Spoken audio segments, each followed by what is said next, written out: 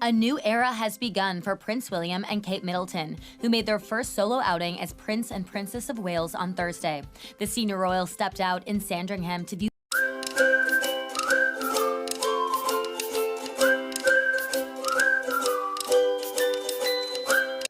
Hey guys, now let's talk about Prince William's chart in terms of Synastry. We're looking at how Kate Middleton has influenced Prince William, since their union, and we're trying to see how she has contributed to his life. Okay, therefore, we are focusing on his chart, and the planets of Kate Middleton are written in red. Okay, so the first thing that we notice is that Prince William is actually a Sagittarius, like his brother, and like his brother, he's got his Neptune on his ascendant. Okay, and on top of that, he's got Ketu. All right, and that Lilith there. So now, being a Sagittarius, means that a person is open-minded. First of all, they are all about collecting knowledge. Like their life is around collecting knowledge and exploring. Okay, they are high on belief systems, and I would say trying new things. Okay, and now with Neptune on the ascendant, especially now with Ketu as well, it just makes him be easily misunderstood by the public in general.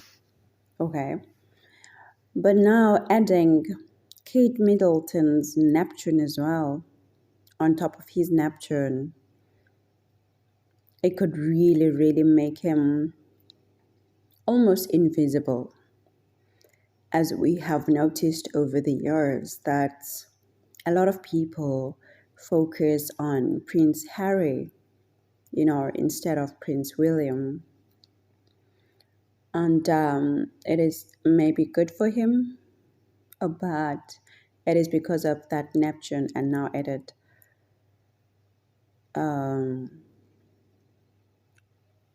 with a Kate's Neptune as well. Ketu there usually separates the person from, themselves. In the essence of that, maybe he would be more focused on other people and like business contracts and and marriage and his marriage or love life and relationships with other people more than putting a focus on himself. Okay, and with Ketu there, it could also make himself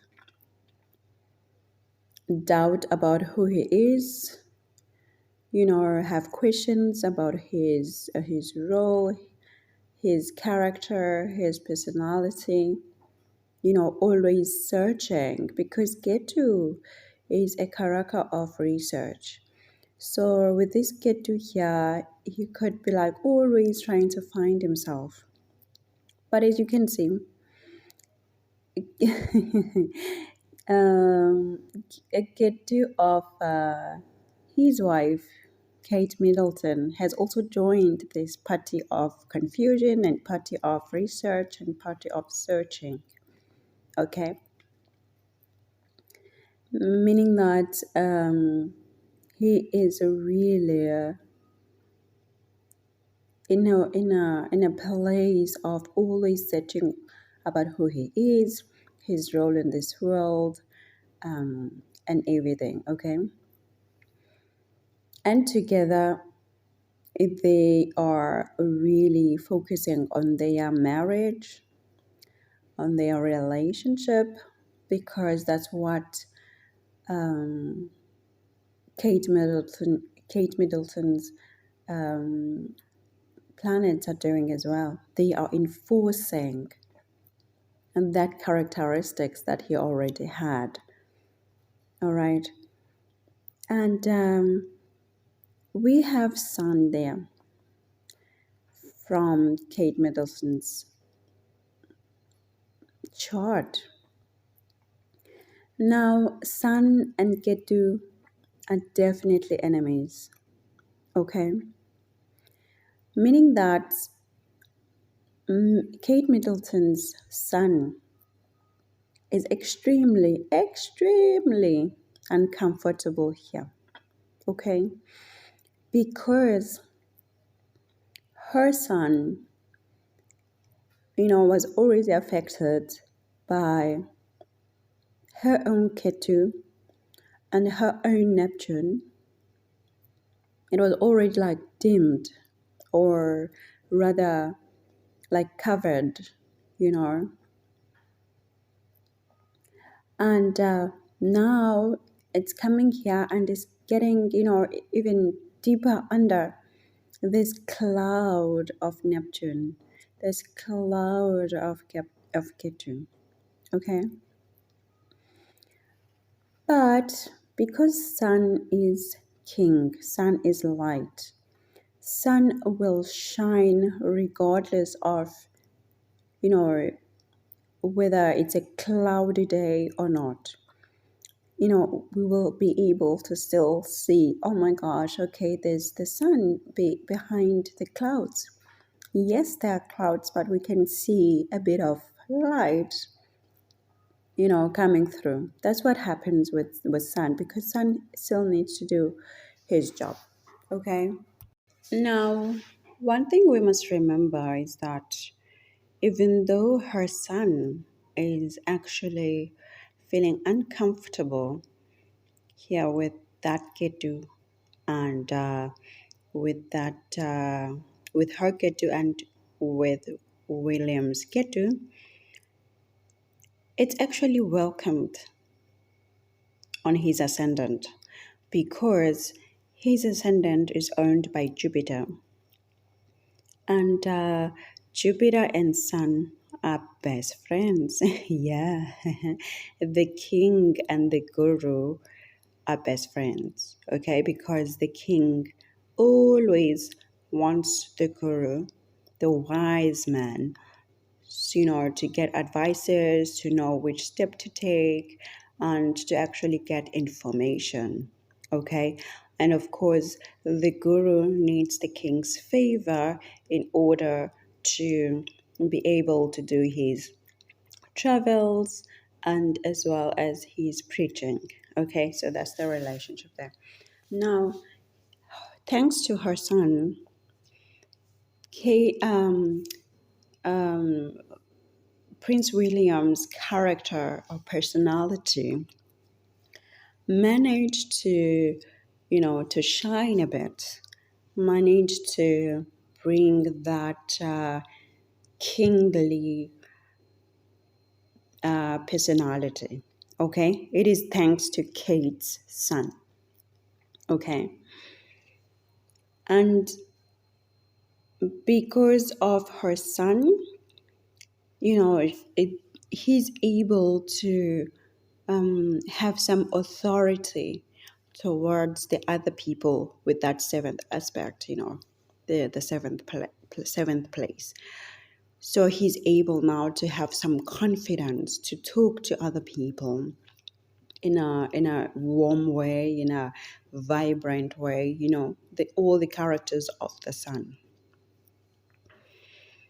And now, if we're looking at the second house, his second house is in Capricorn. owned by Saturn. Okay. And he had no planets there. So now, thanks to Kate's chart, he's got Venus and Mercury. Okay. What this has done for him, it's enabled his speech to be um, more sensitive or sensual. Yeah, rather sensual because of that Venus there. And he's now able to express himself in a kind of a romantic way, because that's not his character. His character is to have a brash speech, like a bit of a dry speech. Okay, that's his character. But with Kate's involvement in his life, he's learned how to speak smoothly and also how to speak more intelligently and like with a lot of analysis, because that's the contribution that Kate is doing there. Kate is coming in with that Mercury and enabling him to be like to plan before he speaks, to think before he speaks, to also speak in a way that would be pleasing to other people. Okay. But now, if we notice, this is happening in the environment of the family, okay, because the second house is all about the family, okay. So we won't see much, we as the public, all this influence that Kate is doing, in terms of his speech, because it's all happening in the private space of the family background, their family environment, okay. And it's also looking at the eighth house with that seventh aspect, meaning that it's also influencing how he speaks to the in-laws, like his in-laws, and also to maybe like people such as bankers, or people in the financial industry, people such as psychologists, astrologists and stuff like that, like those type of people. Okay.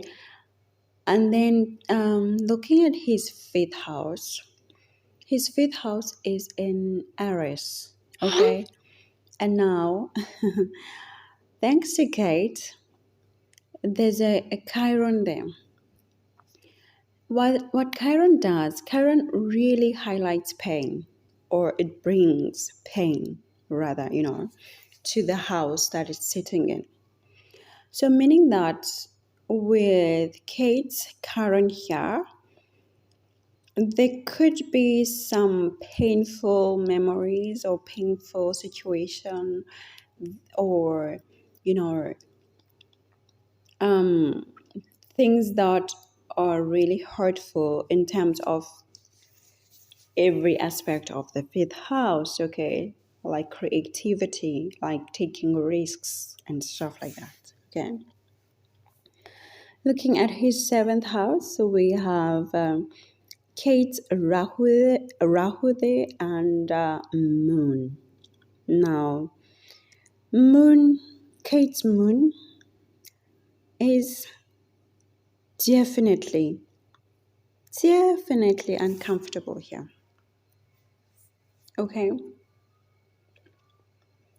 Because her moon is with Rahu, her own Rahu, and they are enemies. Okay? And then again, you have her moon conjunct his Rahu, which is like double trouble. And with that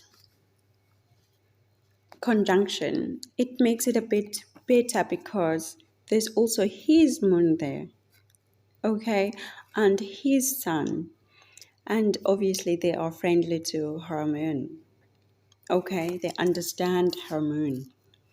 This is the greatest thing that a lot of people, I think, do not know about their relationship. They are like twins. Literally, they are like twins. But like twins that are not identical because they differ when it comes to their ascendants. But with the planet, with their planets, they're the same. They have Ketu, both in Sagittarius. They have Neptune, both in Sagittarius. And they have Rahu, both in Gemini, and their moon in Gemini. Like it's like they understand each other emotionally because they have the same emotions. Okay, they have the same emotions, they have the same approach when it comes to things of research, spirituality, arts. They just have the same mindset because moon represents mind. But the problem is that her moon is, or and his moon, basically, both of their moon in this position, these moon are not comfortable because they are in Gemini, and Gemini is owned by Mercury, and Mercury detests moon, like literally, guys. It's so funny because moon loves Mercury, moon adores Mercury, but Mercury is so negative towards moon. And it makes sense. Why? Because remember, moon is mindset. Moon is also our emotions. It's how we actually put those emotions into our mindset, or how to express them. Okay, on the other side, Mercury is just like intellect and just thinking capacity without the emotions. So of course Mercury finds the emotions of moon very, very upsetting, because Mercury is like, you know what? Come on, let's think, let's plan, let's organize. And then Moon is like, oh no, I'm not feeling like it today. Oh no, I don't feel like doing it today. I'm feeling moody. I'm feeling this. I'm feeling so down. And of course, the intellect is going to be like, oh my gosh, you are holding me down here, you know? So that's why they just not getting along. But then Moon, of course, is going to like Mercury and love Mercury, because Moon needs Mercury to be able to have a great mindset, or to be able to be in a good mindset. Okay, so that's the that's the basic explanation that we can give. All right. But it's not like a damaging hatred that Mercury has towards Moon. It's just like it's just so irritated with those emotions and those mood swings that Moon has. All right. So, uh, how then would Moon be uncomfortable here? It means that Kate's emotions, Kate's mindset is adding on to his space of other people, his space of business, his space of um, marriage, a space of relationships. He's already receiving some turbulence in terms of his own emotions here. Okay, and now you add the exact same emotions, but now from Kate's chart. It's just too much for him. Okay, and on top of that, these emotions are with Rahu here. Rahu hates moon.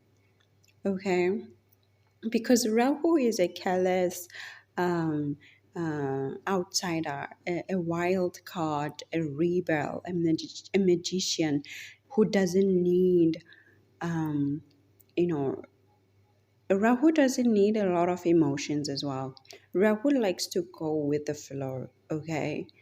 Don't bring like some sadness here. Rahu wants to be happy all the time or to pretend to be happy, like to be on the cloud nine and above. So, with all these emotions that the moon is bringing, oh no, it's not gonna go well. No, thank you. No, thank you. You know? So that's the only disturbance there. But in terms of having a Rahu conjunct his Rahu, oh my goodness, like, guys, obviously we know that all the relationships that we have are with people we've met before in the past lives. But with this Rahu and her Rahu conjunct, or and in the place of marriage with Moon, they were meant to be married. Like literally, there was no way. There was just no other way they could have not been married. Okay? Because they both wanted this marriage. They both wanted to be in a relationship. They both wanted to focus on the marriage, focus on the relationship. Okay? It's so clear. And then looking at his 10th house there, it's in Virgo, also owned by Mercury. And you have her Mars conjunct his Mars, her Saturn conjunct his Saturn. It's like they literally twins, these guys. Like, yo. It's like, how can you meet someone who has most of their planets exactly like your planets, like in the same energy? Like, guys, like, are you seeing this? Are you seeing how similar they are and why they just had to be together? It's like they just want like the same person. Same Mars, same Saturn, same Rahu, same Ketu, same Neptune, same Moon, same Jupiter, same Pluto, same Uranus. Were they like born like Were they like born? I don't know. Like, it's like they twins. You guys, are you seeing this? Literally, all like 80%, 90% of their planets are in the same energies. They are conjunct. They are conjunct. They have love that is just blowing my mind. Their union is just unheard of. This is like the first time I'm seeing a chart like this, like in Synastry, whereby a couple is just like literally having the same chart. Okay? Because in his 10th house, he's got that Mars of hers there, adding to her some strength, into fulfilling their social obligations. Okay? She's adding energy there so that they're able to fulfill their social obligations. But the problem is that Mars, like his Mars and her Mars, are not comfortable in this public place, and they're not making their public status also comfortable because Mars doesn't like Mercury. Virgo is owned by Mercury, and Mars really finds like Mercury very, very, very irritating. Because Mars is a soldier, Mars wants to go out and fight right now. Yay, let's go. Okay? But Mercury is that intellect that says, hold on, you need to plan, you need to think, you need to organize. And then the soldier's like, oh my gosh, you're holding me down, buddy. You know? So basically, their energy here requires them to be thoughtful, to plan well when they're dealing with the public and when they're dealing with their cuties in the public place, and when they are doing their dharma. Okay, so Kate is just like giving an extra hand to his energy. Kate is adding that assertiveness. Kate is adding that vigor, that power or energy, that the soldier has. And again, thanks to her Saturn, they are able to deal with the public in a more service orientated way, because this is originally the house of Saturn. Okay, Saturn is all about servicing the people, public service, dealing with the poor people, the lower class. Okay, and fulfilling karma and dharma. So Saturn is also comfortable here, very, very comfortable joining his Saturn here. Okay, because Saturn loves to have Mercury. Okay, Saturn is like that old person at your house who becomes so happy when their little nephew comes in, when that little niece comes in, and they feel so happy because now they can like experience youth through the eyes of that nephew or that niece. So that's what happens with Saturn. Saturn is feeling very good in places of Mercury or with Mercury. Okay.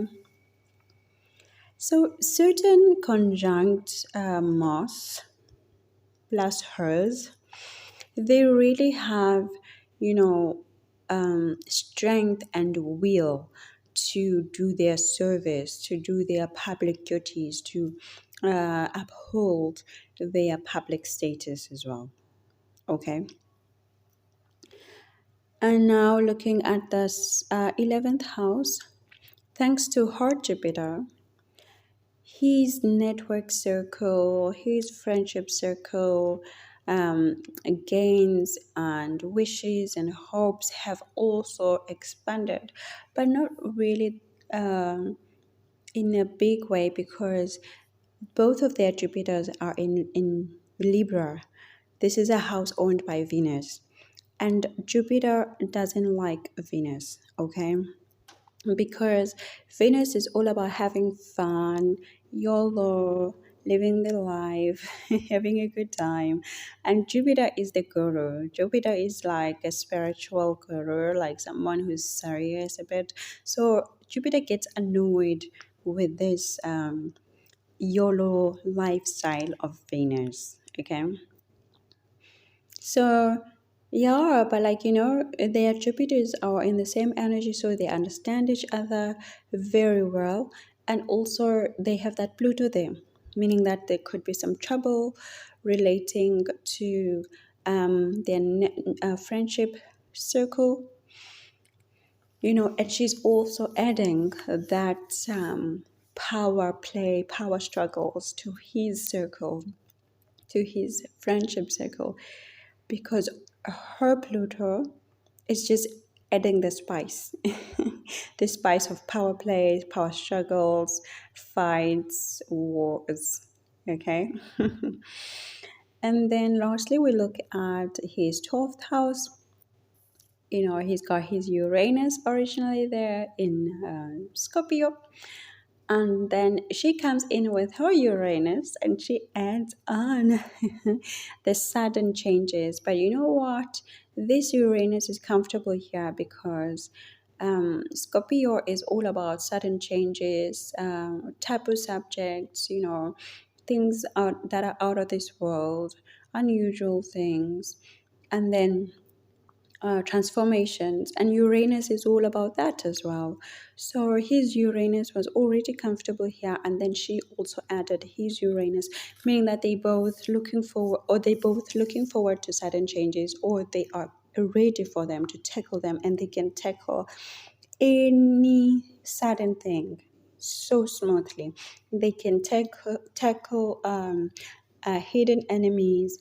They can tackle things related to heart transformations. Okay, for them, these are like easy peasy things. Okay, they're not bothered thanks to her Uranus adding that zest. Okay, he already had it, but with her energy there, it's just added spice. But she comes with Lilith.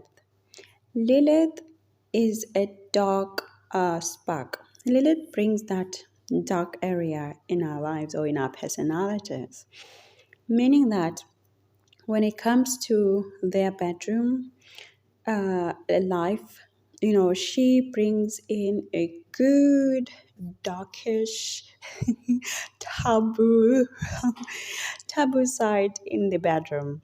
Okay, but it also means that because of her Lilith, there could be some danger or dangerous people that are unknown to him. Okay, hidden things, hidden enemies, because of that energy that she brings. Okay, so that there could be like some hidden what's the word, like hidden darkness. Okay, that is affecting his 12th house and also his bedroom and also um, his subconscious mind.